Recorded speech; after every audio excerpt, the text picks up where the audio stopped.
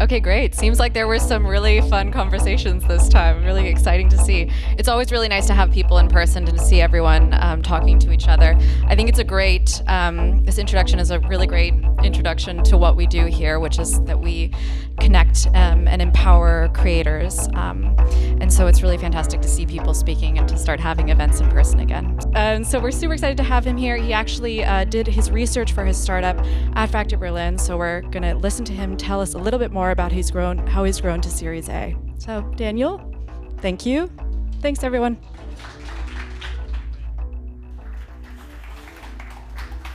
Hello, everyone. Thank you, Charlotte, and also thank you, Factory, for having me, and thank you, Danny, for inviting me. It's really a pleasure.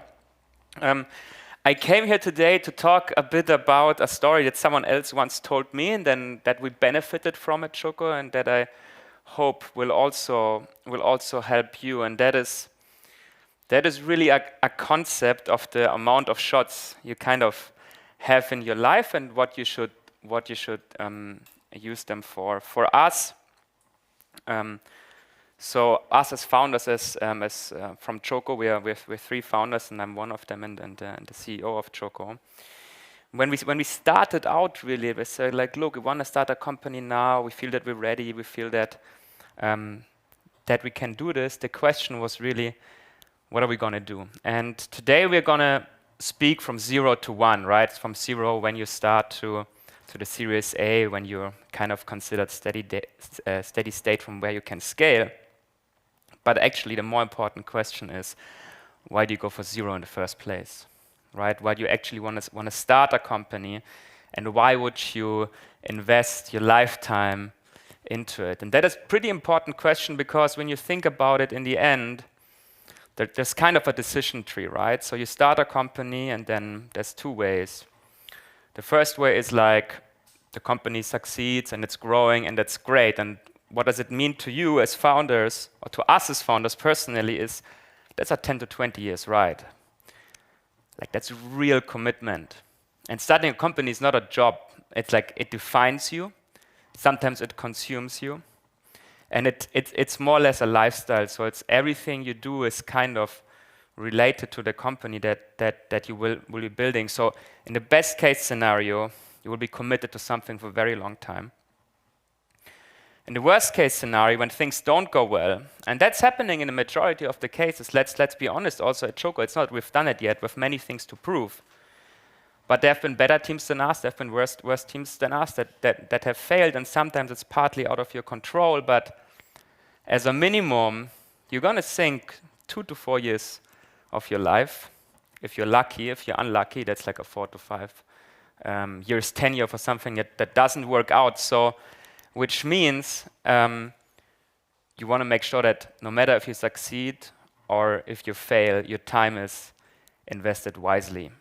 And that brings us to the question of why 0. And why 0 is really something that is very important, we believe, for every company to discover, and that is the problem that you want to solve.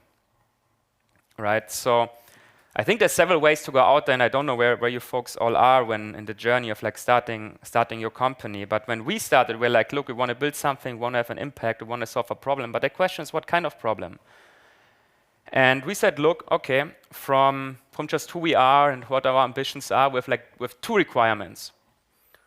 So requirement 1 is we want to solve a large and complex problem, right? We're ambitious. We also have to believe that if we work hard and if we stay humble and if we assemble like a really hungry and determined team, we can solve a large and complex problem. And the second thing, it needs to be an important problem, exactly because of the risk of wasting your time. And then we said, all right, look, so where do we find like large and important problems? And then if you think about it, there's only really so many on the globe, right? And there's obviously climate change, and there's inequality, and there's education, and there's couple of other things, and you can kind of dig deep in all of these issues, and they all have underlying reasons in its secondary and tertiary consequence. And for us, no matter how deep we got, we always ended really up with food waste. Food waste is kind of interesting topic. So 40 to 50% of all food produced each year goes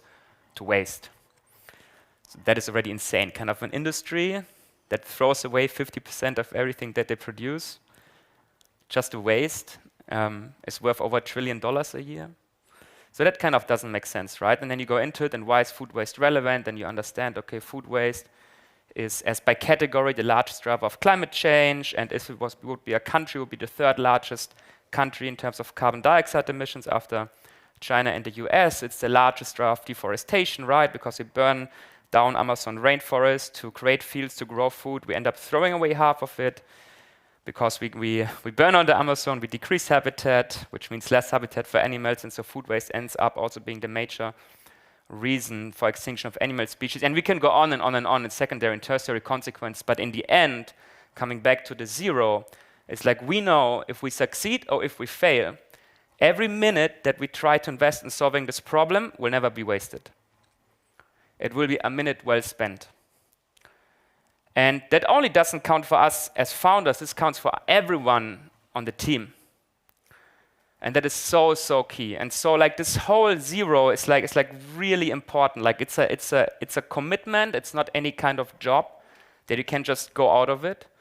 It's a long-term commitment. It's something that is affecting all your life, and you really gotta actually want to do that. So that's super important. And if you want to do that, then be sure that you really go after a problem that you care deeply about. And that is one perspective why you should choose an important problem that you care about. There's another perspective is that there's always ups and downs, right? Most of the companies have been going through some kind of turbulences now with the pandemic. And sometimes it's easier to give up than to push through. And if you don't really care about the problem, then why would you do all of this stress? Why would you deal with it, the long nights, the weekends of work, no holidays, all of that stuff, people issues? You would not if you wouldn't care about the problem. But if you care, then you can push through. And we are all here, and that is very important, right? To build like large companies that solve large and complex problems. So you will need to push through several cycles and several ups and downs. And so the zero is like really, really important. For us, the zero started actually here at Factory. That's what Charlotte was referring to before. We kind of sat down, and our zero took us 14 months, over a year, no job, just researching. 14 months, and then your parents call you every weekend, what the heck are you doing? You're like, I'm researching, what does this mean? It's not a job. But luckily the parents were supportive. But that's kind of a phase I kind of recommend you to go through. It's very hard, it's not nice, but it's worth it. Because afterwards you know that you're doing the right thing. And in that phase, and that is the first thing that I can recommend you, in that phase you essentially have two options. Option one is you can kind of go like, inside and sit down on your little desk and be kind of like stealthy and tell no one what you're doing because the idea you might be having or the problem that you want to solve, no one should copy you and whatnot. And that's what kind of intuitively most people do because they're afraid someone might steal what they want to work on. But don't do it.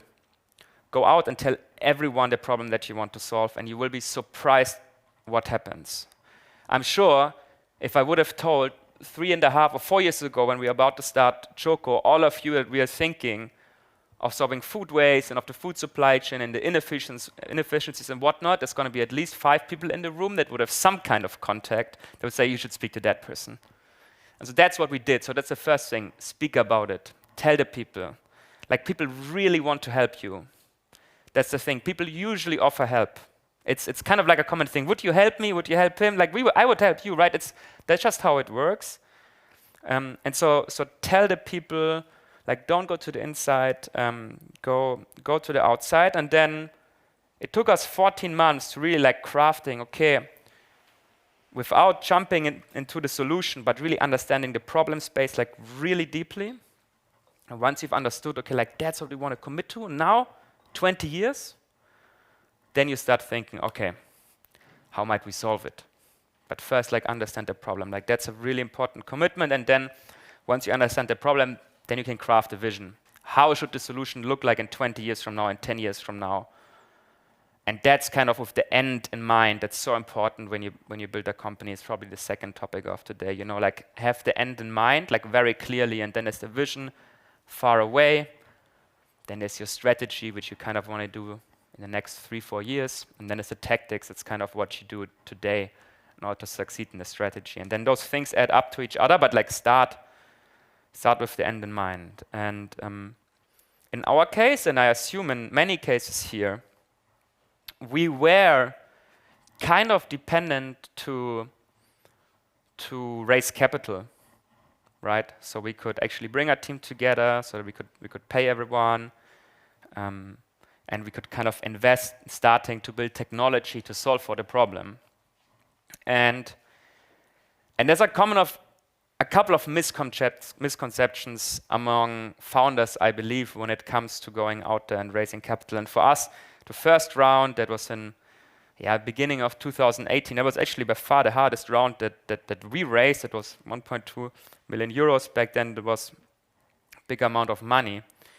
And I think there's a common misconception that you need to do things, that you need to network, that you need to, stand the light, know people, be nice to everyone in order to raise money. But like, that's wrong. It's not wrong to be nice to people. We should always be nice to people. But you need to understand, we all need to always remember ourselves that raising money is a symptom. It's a symptom of you doing a good job. And in your first round that you do, you might have nothing, you might have an MVP. I mean, ideally you have a team, 2-3 people, you as founders that ideally cover like different topics, some more analytical, someone more salesy in the leadership side, maybe someone technical. But in the end, you need to do a good job. You need to work hard. You need to present, okay, look, that's a problem space, and that's how we want to try to solve for it. And if you've done a good job in describing it and laying out your plan, then you will raise money, right? And that is one of the most important things that we had to learn, no matter it was in the first round or in our Series B that we raised a couple of months ago. It was $100 million. The single easiest way to raise money is to make a company do good. It doesn't matter. You can have the ugliest deck ever. The pitch deck of our first round was so ugly. Afterwards, the lead investor for our first round called us and said, guys, like, okay, I'm happy I did this deal, but you really need to work on your pitch deck skills. And we got so demotivated by that, we never did a pitch deck again. But the company was doing it too good, because we were just focused on making the company do good. We have our heads down, we raised the money, heads down, focus, don't talk to anyone. And when you proved something, then you go up. And then you won't have a problem raising money if the company is too good. So really focus. The single best way to raise money is to make a company do good and nothing else. Fundraising is a symptom, nothing else. So focus on making your company do good. Well, then we started, and then the biggest challenge is kind of when you're small and it's only you as founders and you're kind of like 2-3 people. In our case, it was 3. It was Chapa, our co-founder. He was our CTO back then, and Julian, my co-founder, was taking care of product, and I was taking care of the business side of things. And then the first challenge is, okay, we need now people. But how are you gonna get people? You're like 3 nobodies, and who would ever join you and basically risk their careers and everything they do all day to join you, like this crazy idea that doesn't make any sense? You don't have a product, you have nothing, you don't even have a website. We didn't even have a proper name back then. And recently I checked, someone sent me a screenshot from a Facebook alumni group of the university where I studied in Maastricht. And it's basically a screenshot from when he made a post in like March 2018, fast-growing stealth startup, who wants to join us and whatnot. And we did this post in like 20 alumni groups and no one ever answered. Not one, actually only one person. But probably thousands of people have seen this. It's really hard to get people in the beginning, and for that reason, it's really important that you kind of build your ecosystem before, right? So for us, we spent our whole research phase, for example, here at Factory. We got to know a lot of people. Before that, we've been at Rocket Internet. Before that, we studied, and we always try to to have friends and to help others within our industry. And once we started our company, we had a couple of people that we were lucky that they were crazy enough to join us early on. So it's really important that when you start, you know who you can reach out to, who might go with you, because likely your first 50 hires, you likely kind of know them before, or you know people who know them before, because trust is an issue and there's a million startups out there, as you know. So the question is, where's the good talent gonna go? And this is pretty key, and this was also vital for Choco, right? In the beginning, like, well, actually, all the time, you need the ambitious people, the dedicated ones, the ones that are willing to work hard, that are willing to take risks, that are willing to work for a vision that is far away. No matter if they're old or young, it doesn't really matter, but you need kind of that dedication. Probably your first, 300 to 400 hires, they're all kind of founders. And then you start. And then once you start, there's kind of the second largest mistakes that's sometimes happening. A part of the first one was not telling everyone kind of what you're doing because you want to be secretive. And the second one is waiting too long to go to market with your product. And again, it's also kind of natural, right? If you're dedicating all your time into it, into crafting a product, into crafting a service, then you want it to be perfect, because that's, again, the product is a symptom of the amount of and the quality of work you put into it. So you want it to be a good symptom. But don't do it.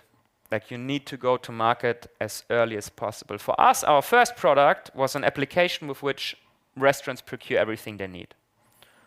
Drinks, food, veggies, frozen, dry, everything a restaurant needs. And it's a pretty simple app, and that's why it works. And we started literally walking out there with screenshots of the application on our phone, and we didn't have a designer back on it, so we created the screenshots with PowerPoint. Literally, our first designs were created on PowerPoint, and we make screenshot and put it on the iPhone, and we went around to all restaurants in Neukölln and Kreuzberg, because that's where we live. And we say, okay, would you use this? Would you use this? Would you use this? Yes, no, yes, no, yes, no. And you go to market early. And at some point, you realize, okay, what is kind of the ugliest, because minimum viable product is so abstract, but what is the ugliest product you can ship that people will actually kind of use? And that's what you should do. Right? Before you don't go to market, you're nobody. Zero. So go to market fast as possible. 2-3 months maximum, go to market. It doesn't matter how simple the solution is. Just go out there, you will get customer feedback. And that's so important, especially when you're building, products as opposed to services, no matter if it's hardware or software.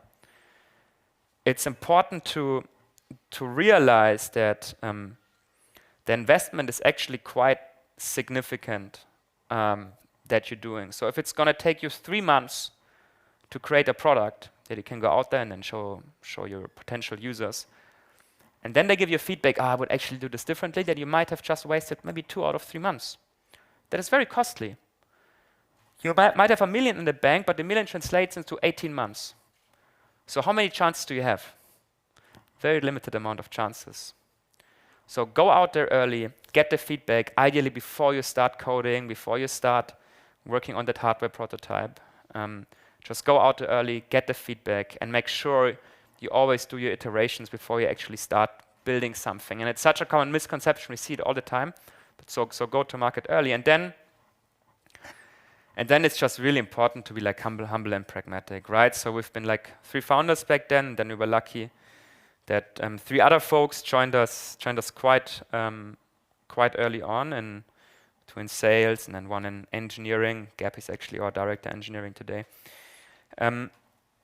And what we all did was, okay, we knew every of our users, all of them. So you really want to be behind them.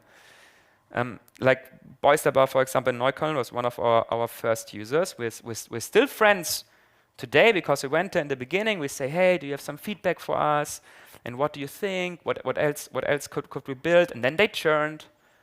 But because we know every user, we're like, okay, why did they churn? You went there, why did you churn? You iterate. and then you go and you kind of have like this like humble go-to-market mindset where you sometimes people say you got to work in a bakery, right? So you bake in the mornings, that's when you create your product. You sell during the day, that's when you go out and you speak to users, and you count during the evening. That's kind of when you go back and you see what's happening. So you should run it really like a bakery in the beginning, and always have like daily feedback feedback cycles. And from there you go, and then because we did it, but also obviously like a huge portion of luck, we were in a position that we could find product market fit quite early. Probably after 3 months we went live. After 5 months we kind of knew, okay, people are using it. We understood if people were not using it, why. If people churned, we understood why, and then you can build for it and try to solve for these problems. And realize how powerful it is if you know why users are not using your product. If you know why users are churning from your product, then you can build for it. But if it takes you 6 months to go to market in the first place, you don't have this knowledge. You cannot solve these problems.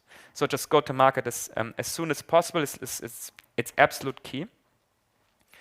And that's kind of like one of the first things that's important when you're early. And the second thing that's really important and decisive for the long run of the company when you're early is the culture and the ethics and the moral and the values that you build with your company. Because, again, if it's going well, you're going to scale very fast to many hundred people. Choco is now 3.5 years old, around 350 people, has been growing quite fast. But back then, you're in a lucky position. You might be 5, 10, 50, maybe 20 people in one room only. I'm pretty sure that the values and the culture that you create and that we have created as founders, everyone in this room will take it up, will soak it in, and when new people come, they will spread it. So really the values and the ethics that you show by example in the beginning are so important because they will scale. At some point, you can't do it anymore. Your team needs to do it. And so that's really important that you stay true yourself, that you are honest and fair to your people. And then, the third thing I want to say today was that we got very lucky in the beginning. And Ludwig Kramer-Kret, who amongst others is running the Khachab, which is a restaurant in Berlin. He supported us from the very beginning. We got a room in that restaurant to start Choco, and really after the research phase at Factory, which was amazing because you could just go to the user, get feedback, go back, and there's basically 10 meters in between. And he told us from the very beginning, look, you just need to give to your people. Just give. Don't expect anything in return. It will anyways at some point come back 100-fold. Just give. And we tried to live it, and it was so powerful for us, right? Because when you, as founders, just give, the team wants to do that too. And then suddenly we're not 3 founders in a room, but you're 10, 50, 100, 350, right? So it's really important at the beginning you set the culture for your company. You should also write it down. And many people say that the values that we have here all in this room as founders are going to be the values that your company will live. So it's your values, it's my values, it's our values. So make sure these are the right ones, because they're going to be decisive if you scale. And it sounds a bit soft, but let me give you an example. If your values, for example, are conservative, taking long with decisions, maybe being a bit of risk averse, but then at some point you want your team to run autonomous and maybe expand to another country, they will be the same. They will not grow fast, they will take the time, they will not take risks, they're going to be conservative with decision making. But if your values are like bold and fast and let's try stuff, let's risk, let's fail, let's learn from it, let's continue, then your people will do the same. And suddenly you're going to be a very fast company. It can change. It can be almost binary between success and failure. So it's really important that you get this right in the beginning. And from there on you scale. And you bring more ambitious people in, people that are hungry, people that may want to start their own company at some point, people that want to push for excellence, that want to contribute no matter what part of the business, be it engineering or product, design, sales, account management, whatever it is. So bring those hungry, risk-taking folks in, all of them. the moment where you have found product market fit, there's nothing that should hold you back. Once users are using a product, you need to run as fast as possible, because that is actually the moment when people will copy you. Not while you're sitting here at factory thinking about what problem to solve.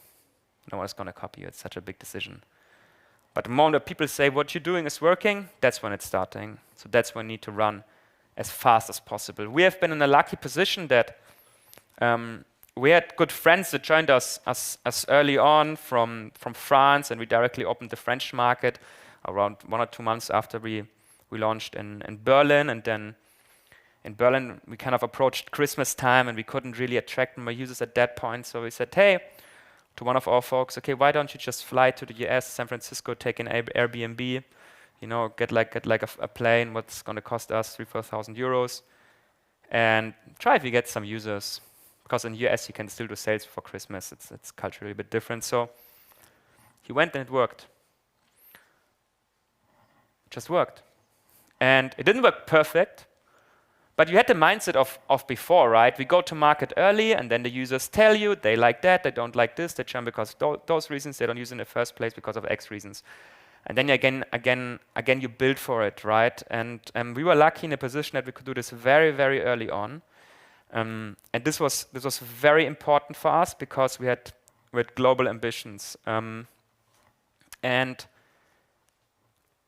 so the question is a bit, why are global ambitions relevant? And there's a concept that we use at Choco that I'd like to share, that is the concept of 3 generations.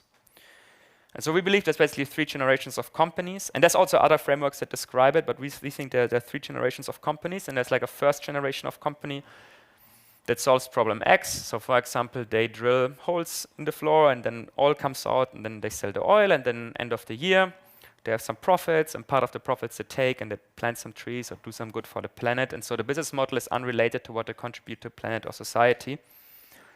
Then as generation 2.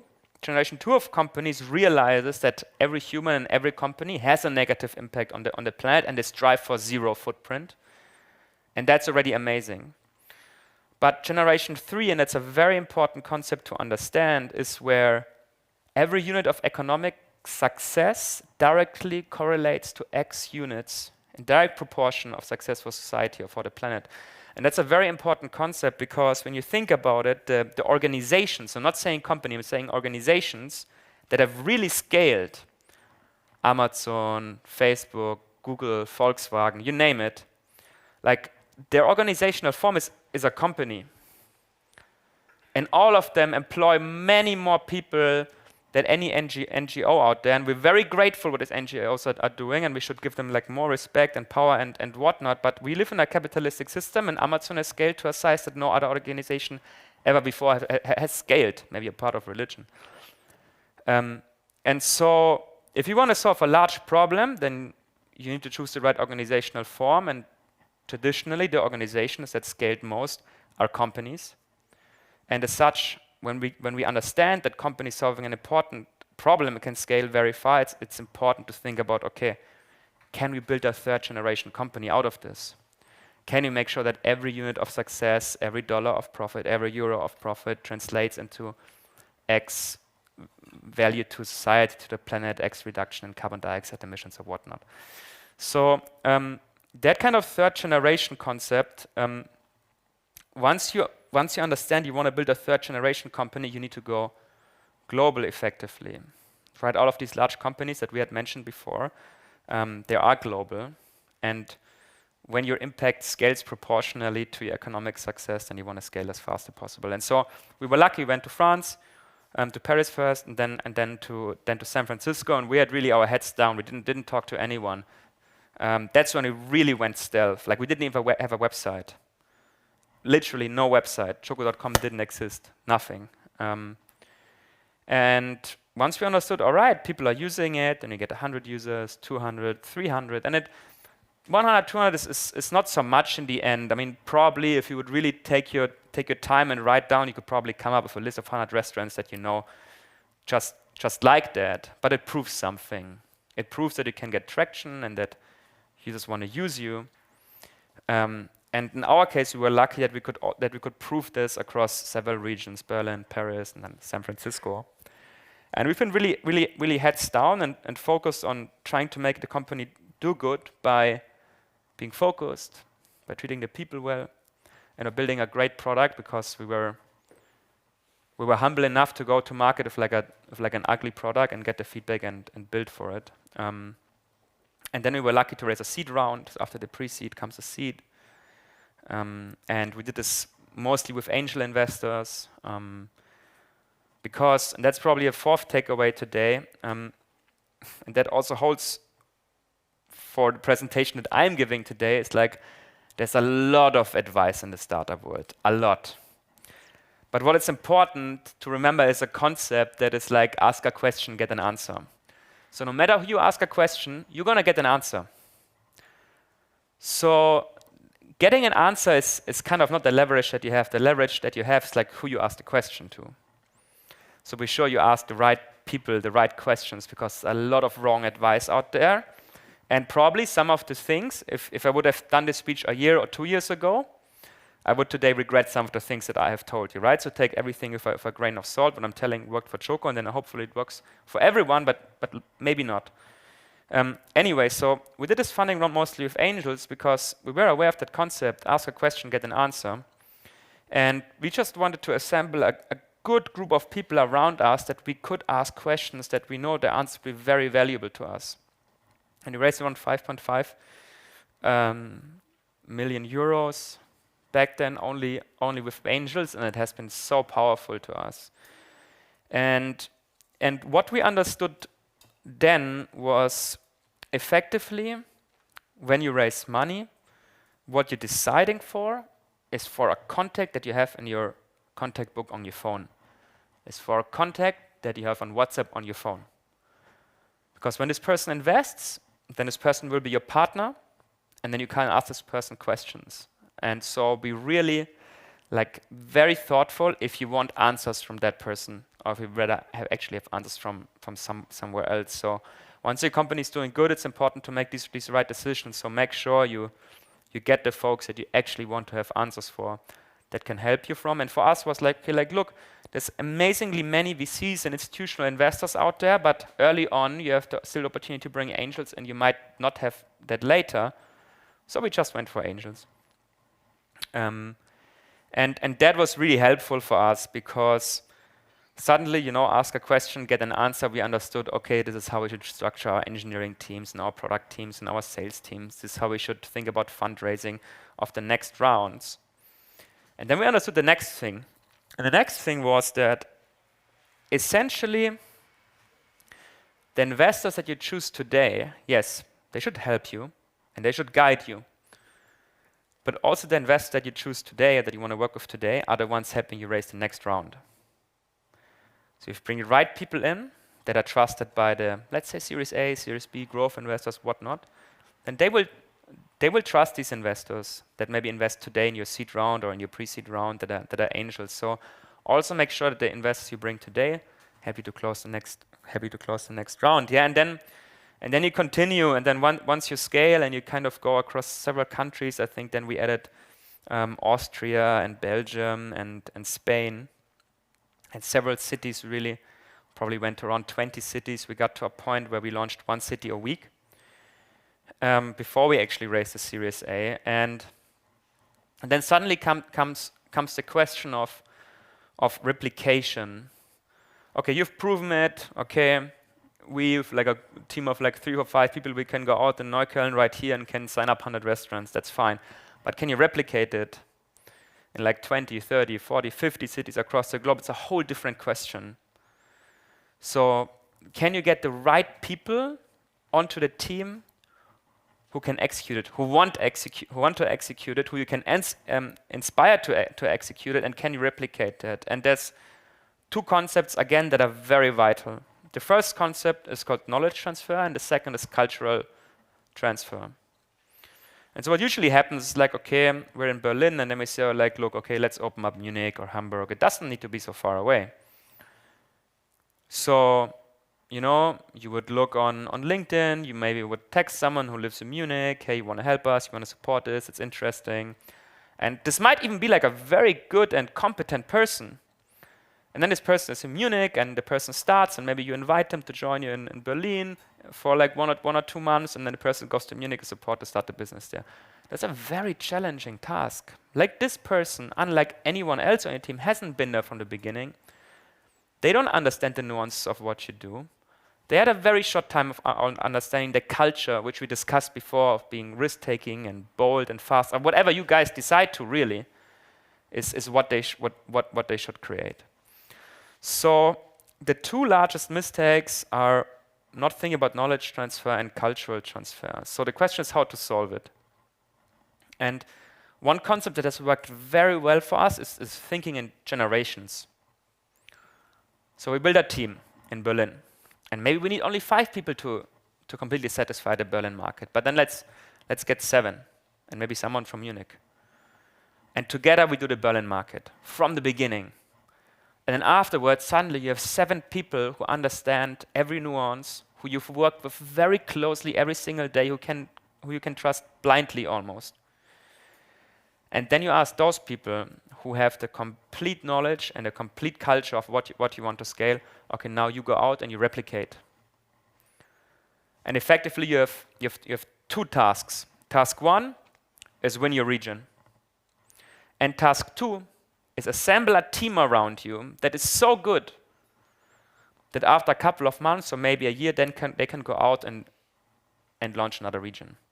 And like that, cultural transfer and knowledge transfer is basically granted in your operating model, what you do every day. And this makes your business model really replicable. Same thing as in engineering. In engineering, we work in like little teams. We call them squads, 8 to 10 engineers, and a designer and a product manager. And then suddenly, you want to grow your engineering team, but then you can hire new engineers who don't understand the code base, who need to learn it first, maybe even learn a technology, and you bring a product manager that don't understand the user and whatnot. So also, bring a couple of more people to that squad, and at some point you break it up and say, you 2, 3 folks, you're now the founders of the next squad, and you have 2 jobs, right? Bring the right amount of people together and solve the problem, and make sure that people are so good that eventually, in like 6 months or a year from now, they can break out and start the next squad. And like this, you grow in generations, and that is really like a super important principles that helped us at Choco a lot to scale and to also make sure that we have consistent values, consistent culture across all of our geos. Now we're in 30 cities in 6 countries, from San Francisco to Prague. And you also make sure that everyone really knows what to do, and that there's a lot of trust in the team, and trust is so important. So from then on, we scaled. And at some point you realize, all right, so we have now an amazing team that can do pretty much anything that we need to do. You know, dedicated, numbers-driven, smart, humble, positive, risk-taking. But pretty much everyone working with us, just as like ourselves, sometimes as founders, are like generalists. But suddenly when things scale, you actually need people with like very deep domain expertise. So when we have a team of 5 salespeople, of 5 engineers, then a good salesperson and a good engineer can eventually lead it. But the moment when it comes to scaling, suddenly you have very different challenges. And so something that we have probably done a bit too late is realize that you need to bring domain specialists at some point inside of your company to be able to really scale.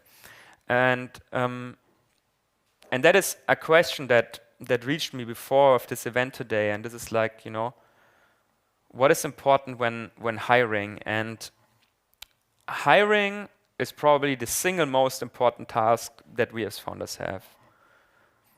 Maybe culture, but those 2 things are the most important 2 things. And I'm going to tell you why.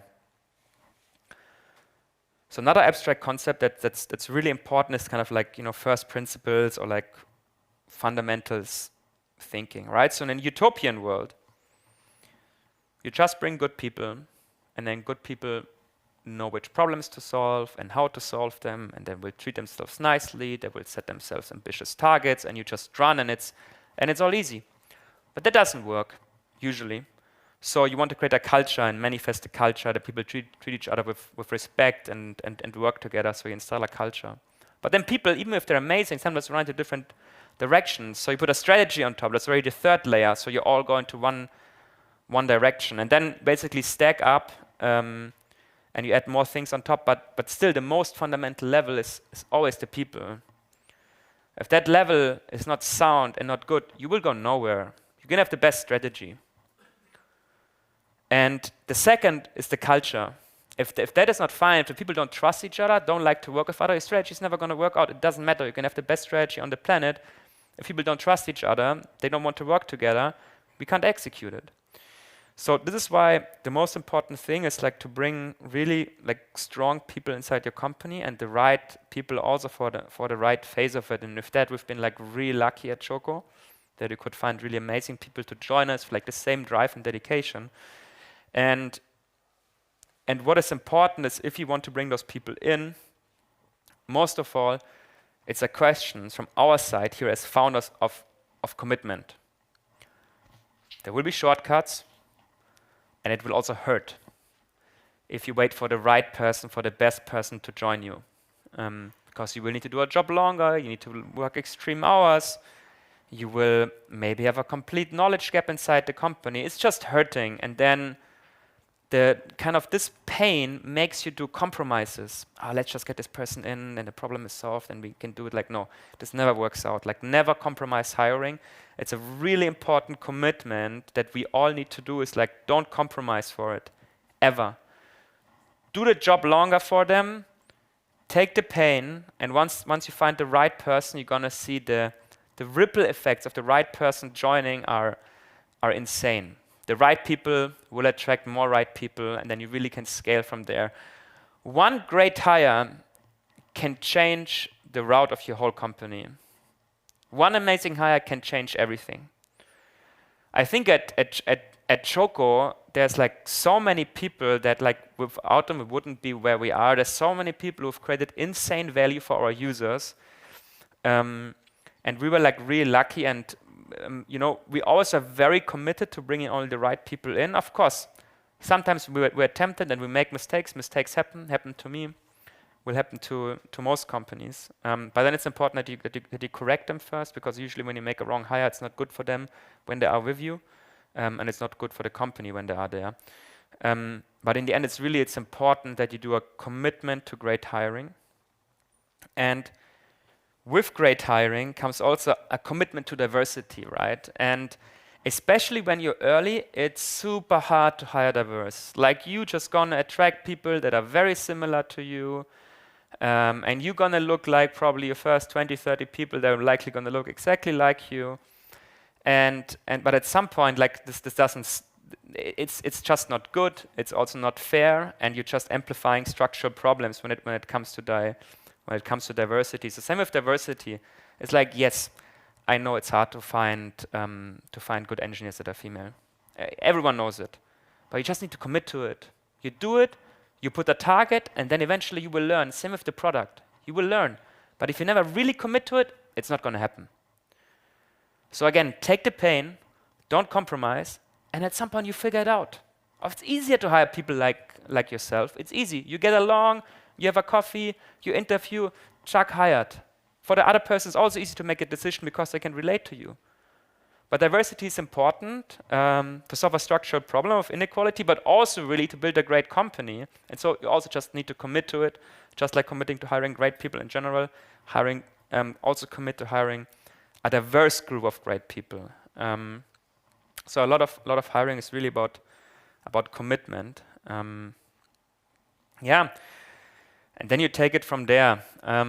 And I think there's a couple of principles that have really helped us scale. And one is like always staying true to our culture. And as we grow in these generations, there was already a lot of trust and a lot of friendship in the team. And what we started doing was what we called retreats. So in the beginning, we've been 15 people, and we put a nice and ambitious target on the wall. And when we reach it, we said, we rent an Airbnb and we go somewhere together, and we spent like 3 days essentially chilling together in like a nice Airbnb when the sun was shining, and maybe have a couple of drinks or two. But And we started that, and that was kind of fun. And then we were like 40 people. And it was like, let's try it again. Let's put a big target, and when we reach it, we go for it. And then we've been 120 people, and then we've been 200 people, and have been 300 people. And people have been telling us, oh, that's so crazy and so bold that you do it, that you risk taking everyone out of the business for 3-4 days, and also the cost incurs, but no. Like no euro, no cent is not well invested when you invest it in your people. Like do it. Every cent that you invest, it brings people together, that creates trust, that creates friendship, that creates a positive atmosphere, is well spent. Just dare it. Many people are scared of it because they think, hey, like, look, the easiest path to success is just you know being heads down. And as I said before, being heads down is super important, and there's no way around hard work. Like, there's no way. If you're not ready to work hard, don't start a company. Like, you can read any biography you want of anyone who has been successful. It doesn't matter if it was athletes or entrepreneurs or scientists or entertainers. They're all very different. One thing they have in common is they all worked insanely hard. So there's no way around. But when you achieve something, then celebrate it and then invest in the team. It's worth it. And again, you just give. It's gonna come back tenfold to the company. And so that commitment to hiring and to your culture is important. And then the third thing when scaling is important is like you need to repeat kind of your vision and your values. Yes, you can. And we've also not been great at this at Choco. We need to repeat it way more often. But essentially, if you do it like once a year or twice a year, doing like a company event strategy update, and you come back to the vision, it's a little. Likely you should do it weekly. Likely when you say it so often that you feel uncomfortable saying the same story again, that's the exact right amount of how often you should do it. So you need to repeat. And that results in a nice effect. And the nice effect is that people really realize that they need to do something together, because in the end, if we were a company here in this room, if this organization, if we were all working together, then before everyone looked to the left and right and said hi to each other, effectively this would be your team. And there would be no one else solving this problem and building this company but us. Literally no one. If we don't do it, no one's going to do it. And it's important also reminding the team that the teams that succeed are really the teams in which everyone does everything to make the team succeed, not individual. If you bring a team of like 10 superstars and they all just optimize for themselves, that this team is going to lose against 10 great people who optimize for team success. So it's really important to always think team first, and repeat it. So yeah, and then we scaled. We've probably been in around 20 cities at that point, and then growing really nicely and being heads down. And people speak. Yeah, you don't actively need to fundraise. Actually, people are speaking. If you're doing well, they find it out. The VC community likes to talk. It's important. You don't need to participate in kind of this networking. If you're doing well and if you're focused, the word is going to spread anyways. And then people come to you, and then at some point you need to think, okay, so who's going to be my partner now? And then the same principles really apply. It's like, who is the person that should be in your contact book? Of course, there's going to be terms and people, you need to negotiate valuation and an amount of money and whatnot, and we can talk about it in a second. But again, the same rules applied before. But one thing kind of was added to the mix that wasn't really so visible earlier on, was that, okay, suddenly you have the option between raising maybe 10, 20 or 30 million. But if you raise more, then you also give away more of the company, right? You dilute. Dilution is real. And then the question is, okay, like, what are you going to opt for? Are you going to opt for, okay, I take maybe a bit less amount of money and don't dilute so much? But then I think it's really important to come back to first principles and, to the zero that we started with in the very beginning. And the zero is that, like, you want things to succeed. and raising more money effectively increase your probability of success. Because we said it before, you have only so many iterations that you can do. An iteration is going to take you a month, 2 months, 3 months maybe. If an 18 months runway, how many experiments can you do? 5 or 6? Maybe only 3. If you have a 24 months runway, you can do more than that. Or if you have an 18 months runway but more people, you can do more than that. So always, optimize for the upside, optimize for success. In the end of it, you should not start a company in the first place to make money. It's not worth it. It's way too hard.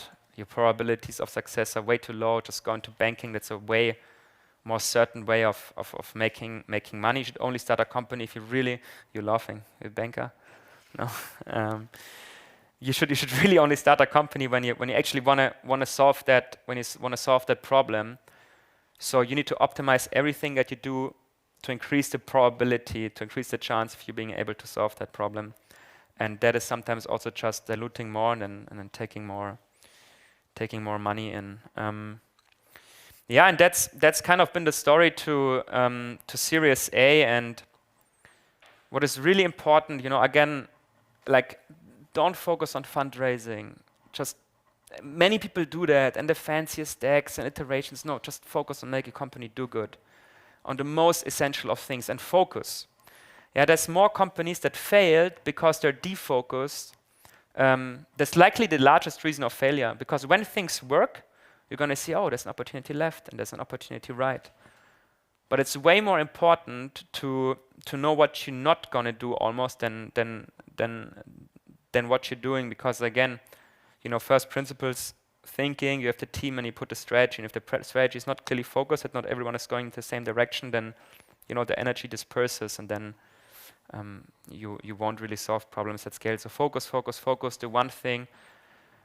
And you're gonna make the mistakes of accepting defocus. I make it nearly every day, and then again, is this really helping me? Are this really like the 2 things that we as a company need to do to grow? 2 things. Maybe it's 1, maybe it's 3, but it's never more than that. So really focus on those things and then don't do anything else. For us at Choco, for example, and I don't know if it was a mistake yet, so take it with a grain of salt, we didn't do marketing for the first nearly 3.5 years. Just 0. We didn't have a marketing department. We didn't even have a website for the first 1.5 years. Just because we focus, creating a website, then you need to design it, you need to buy a domain, you need to do this and do that. It sounds little, but in the end, it's a bit of work, and you will have discussions about it and think about it. Will that contribute to your success? In a consumer startup, maybe. In our B2B startup, probably not. So that's the kind of extreme focus you need. Do we need this department? Yes, at scale, we need this department. Do we need it now? No, don't do it. Be extremely focused, cut off everything. So that's very key. And one last thing, maybe coming to an end before we go to a quick Q&A, was that we started with these 14 months of research, and that is very painful because you don't have any income, and your parents are asking and whatnot, and then you end up not having a lot of money, and you need to save. And I mean, if you want to be honest, we've been in factory because factory is great, but also because it's been 50 euros a month. So it was just affordable, and I'm not saying this loud, but 2 of us sometimes sneaked in here because we only had 1 membership. Don't do that. But in the end, we were lucky that back then, friends who had a job, friends who had started a company and were maybe successful before, they took a bit of care of us. And it's little things. When you have a coffee, they invite you. And when you have lunch, maybe they pay. And so when you start a company and it's going well, you need to do the same. Like we're all in a struggle. Like, starting a company is not easy. It's really hard, especially before you have product market fit or before you've raised money. So you need to really support each other. We need to look out for each other. In the end, we talked about the concept of a 3rd-generation company. And yes, Choco tries to take care of the food waste part of it, but there's many other things. So we hope there's going to be way more 3rd-generation companies out there. And there's going to be many founders in the struggle. And we need to support each other because no one else will do it. And this is kind of like a way of giving back. When we have we meet like maybe founders that are just at the beginning of the journey. Then we try to take care of each other, right? And we try to support. Like again, we're all going through the same, and it doesn't matter if you're building something in crypto or in aviation or in food. Like the struggle is real that every founder goes through. Like so, let's support each other. And in that case, also that's one reason why I was very thankful for the invitation here, because hopefully we can bring some people to Factory, because also Factory has helped us a lot. So give back and give to your people and just focus, put your heads down. Yeah, raising money is just a symptom. Just make a company do good. Think about knowledge transfer, think about cultural transfer, always think about putting a team first. Go to market early when it's really painful, when you're ashamed. Really, when you're not ashamed, then it's too late. Like you really need to feel like bad going out. That's the right moment. And then you take it from there and you build, you listen, you're not shy of asking for advice, and you stay humble. And then hopefully soon we're going to hear of many great stories coming from Factory. And that's been the story of Choco until Series A, so thank you very much. That's cool.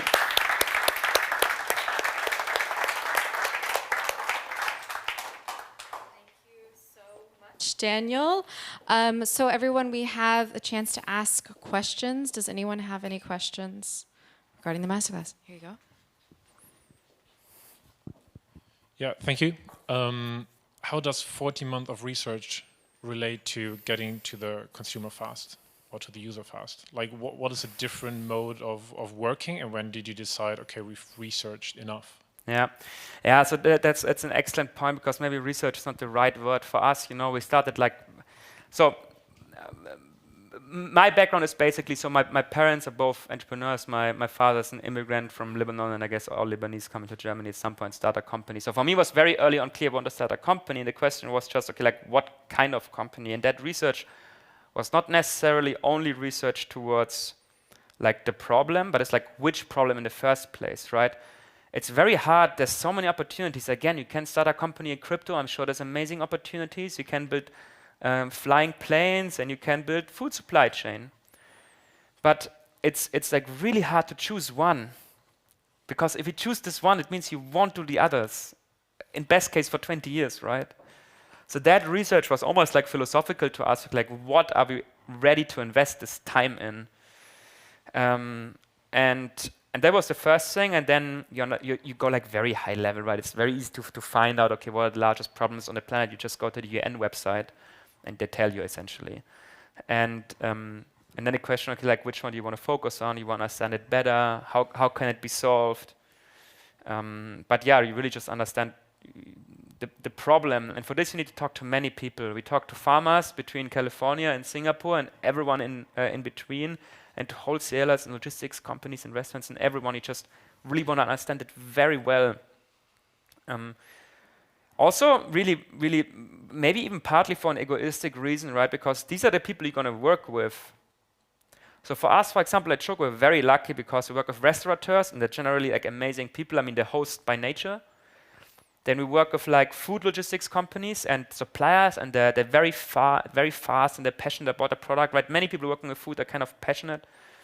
So you also want to make sure that these people that you're going to work for and build with, you enjoy working with, right? So that is what I meant by research. And then once you understand, okay, like yes, you want to execute, and that's the plan, then you need to go to market very fast. But first, like can I commit to this cause for long?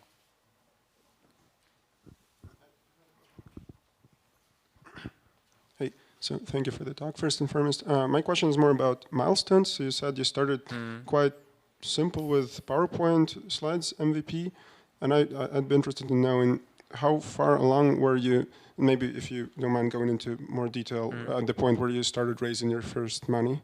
Yeah. So I can give you the Choco answer, but I know there's many answers out there, and I can also tell a bit about others. But for Choco, the only thing we really had was the plan and an ugly PowerPoint presentation and screenshots created with PowerPoint, essentially. But we're a team, and that's very essential. And many people say like the team needs to have one engineer and one business person. It doesn't matter. What is important, what I think, is that with your founding team, you can essentially bring your MVP to market. It's not only create MVP, but also bring it to market. And for us, this was the case. We had an engineer and a product person. I was doing, for example, the sales side in the beginning. And that is what we had. We said, look, if we're willing to work hard and to be driven, and that is the plan, right? So the plan is, ship like a first MVP in 2 to 3 months. Obviously, it took us longer than that, and then validate, iterate, and then eventually do Berlin, then maybe do the next city. That's kind of the plan of which we went out, but we didn't have an MVP working yet. We didn't have a user on it. But I know there's companies doing it other ways. I mean, for us also at some point, after 14 months, like literally you run out of cash. And at some point you need to raise money. Of course, we would have loved to wait like 6 months longer because we could have raised maybe a better round if we say, look, there's already 10 users using it, but we couldn't. Yeah. So I think the later, maybe the better. Yeah, but also it just makes you faster if you raise early. More questions? There's one there in the back. Also here. I'll come to you. Oh, sorry.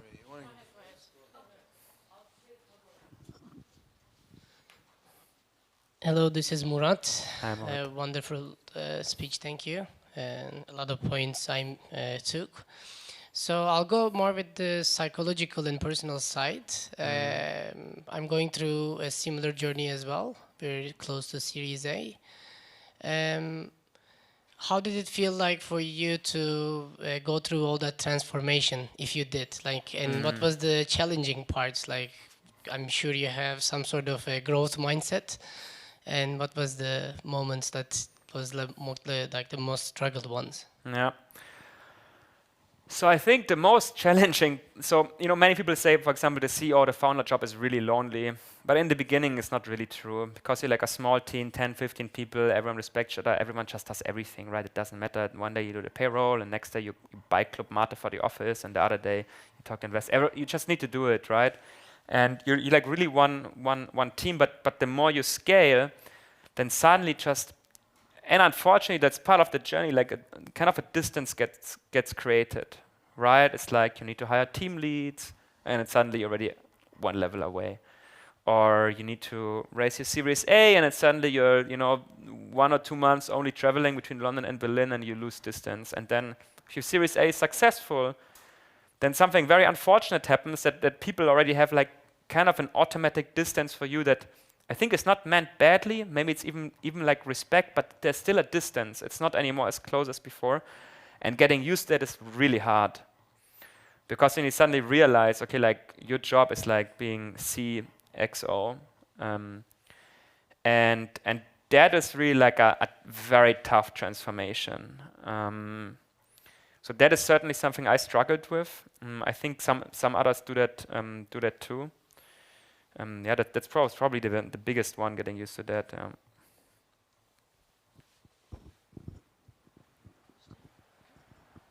Hey, first of all, thanks for the speech, super insightful. What I would like to understand, if I imagine your customers, like restaurants being, your target groups, from my point of view, is super diverse. From, let's say, someone with a small restaurant, I don't know, let's say came to Germany 1 year ago and started a restaurant, until the super professional guy or person. It's a super bright target group. What have been your learnings so far with it, and how are you dealing, let's say, from a sales perspective, but also from a company perspective with this? Yeah, it's an excellent question, because again, it comes down to focus, right? It's like, we said before, it's important to know what you not do. And same when it comes to a user. So for us, for example, there's like many kinds of restaurants. First of all, there's like different kinds in terms of corporate structure. There's like enterprises, groups of like 100 restaurants. Then there's chains, group of like hundreds of restaurants that look the same, like McDonald's. And there's different size of chains. Then there's different cuisines, right? From Italian to Nepalese and everything in between. And then there's different levels of essentially price, from maybe Michelin star to like, Burger Shack. And I think it's really important to define your ideal customer profile. And And that can be hard in the beginning because you're like, oh, I actually want to build for everyone. I want all of the restaurants to use it, or all of my potential users to use it. But then I think it's important to say, like, look, who should we not build for in the beginning? Who do we start building for? And then eventually later on we can add more of these groups, right? And so we just started with like the simplest use case, which was individual restaurants, maybe one owner who has between 1 and 10 restaurants. It's like usually a bit the same. So it's more or less the pizzeria around the corner. And then you add, right? You add other use case, but it's really important in the beginning to be very focused on like one specific use case in your market. And sometimes the next use case is not far away. Maybe sometimes even the next use case is not away at all and can use the same product. But you don't know in the beginning, so it's important just to focus on one, make great product from them, and then you add. And to decide this, I think it's important to think like with what can we have essentially product market fit earliest on. And then there's a couple of underlying value drivers. So for example, for us, restaurants use us to order. So essentially, if a restaurant, because the order process is like pretty offline, they do it with like voice messages, and it's like painful. But so in other words, the more a restaurant orders, the more value we can give to them. So if we get a restaurant that maybe only has one supplier that they get everything from and they only order once a week, because maybe they only do coffee and coffee beans you can order probably once a month, then they don't get a lot of value. But if you have a restaurant with a lot of veggies, you need to order that every day because they're fresh, then we know this should likely be one of our first target groups because they would get value sooner. And I think this is a good way of understanding, okay, like what drives value and targeting this group first. Thanks so much. I have a question also. Thank you for your masterclass. And I would like to ask about the marketing. You said that you didn't have marketing during 3.5 years in the beginning. And my question is, in which period of time did you understand that, okay, let's start with marketing in our company, in your company? Yeah. So, you know, maybe to come back to the other question, what changes for us as founders during a period of time is that in the beginning you do everything by yourself, and then essentially you build a team. And I think after Series A, maybe after Series B, you will likely have a good team in place that you can 100% trust, and then you start to think a bit more long term. Not anymore, okay, what do I need to do next month, maybe next week, maybe next day, but like what do I need to be in 3 years? And then we realized, okay, like in 3 years, like it's we need other growth channels. It makes sense, and even if it takes us 3 years to figure out, in 3 years, looking backwards, we'll be happy that we have done it. So in the beginning, you're like hands-on, and you might not have the time to do it, or you spread your time too thin and you do nothing great and everything mediocre. But then at some point where you can like draw out and you can see a bit longer term, then you realize it.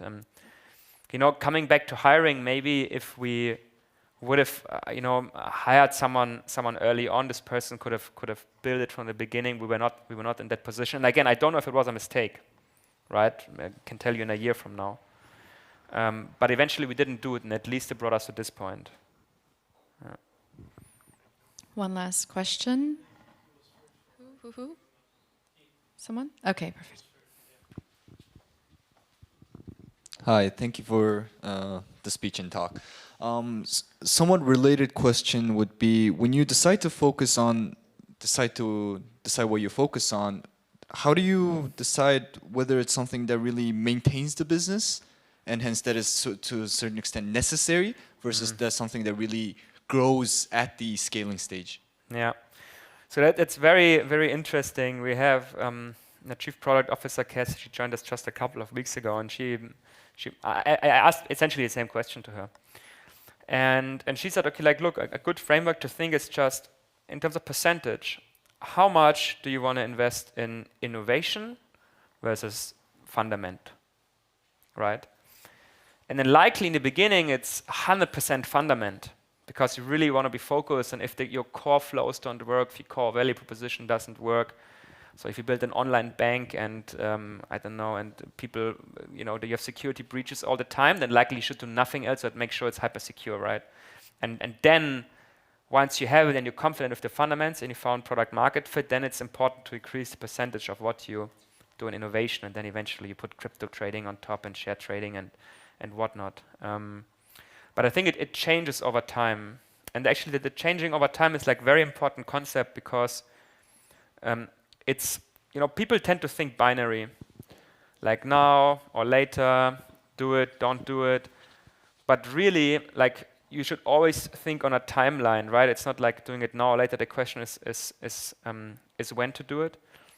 But then there's also like a second dimension, really, and that is like, who does it, right? So if you say like, look, the first 2 years we only focus on fundamentals, and eventually this team will continue focusing on fundamentals, but you had a couple of more teams that can work on different things. So it's just important to think at least in 2 dimensions on when you innovate and when you focus on fundamentals, yeah.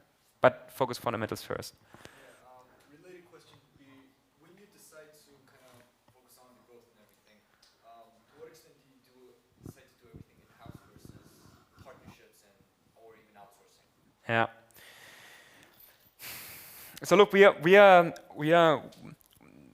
are company builders. We like to think like very pragmatic, and the first question is, do we have the right person that can do these partnerships? Do we have the stability and the trust in our processes, in our systems, our product, that we can outsource it? Do we have like this clarity, right? You only outsource once you've really understood it. And I think that is usually the first question to ask, like, can you do this really excellent? And if not, then I would just not do it. And then eventually at some point you realize, okay, like we've really understood our core growth drivers or our core growth channels, and we have a team in place, and then we can add other growth drivers and growth channels, and then maybe it's partnerships, or maybe you want to outsource some stuff, but like first get the fundamentals right. That's all the time we have for questions, but I think Daniel will be sticking around right for a little bit because we have networking to follow this. So thanks everyone. Please hang out for a drink and for some networking. Maybe one last round of applause for the masterclass. Thank you, everyone. Thank you. Have a good evening. Thank you.